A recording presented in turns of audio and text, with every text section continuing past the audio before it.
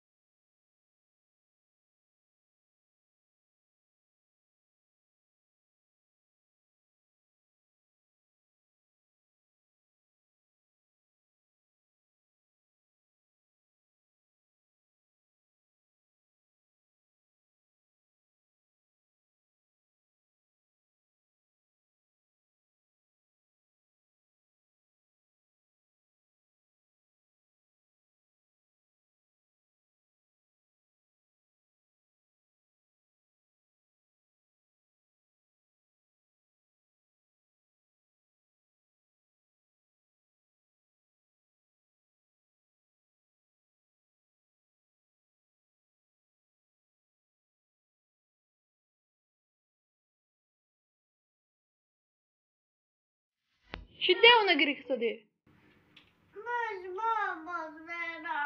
چی ده؟ پاپاش تو رو بیو نگفت؟ گفته کی؟ فریزه ده بره مالینه بخر کلوبنیک.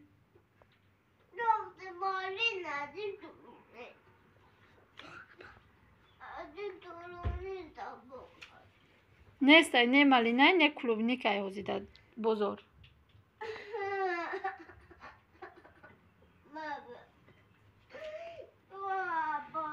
پاپاش خودش میآید. میآید. یاد کردیشه؟ چند قد؟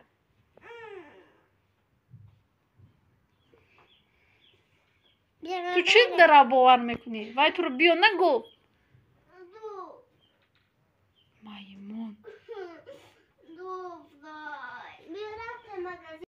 دوستان عزیز اینجا یک ویدیویی بود که میرم ویدیو کرده بودم. کودکای شما میخلن، پدرشون بسیار میپرسن. برای ما در اینجا ویدیو را به پایان میرسانم. خیر دوستان عزیز، تا ویدیو آینده در پناه خدا باشید.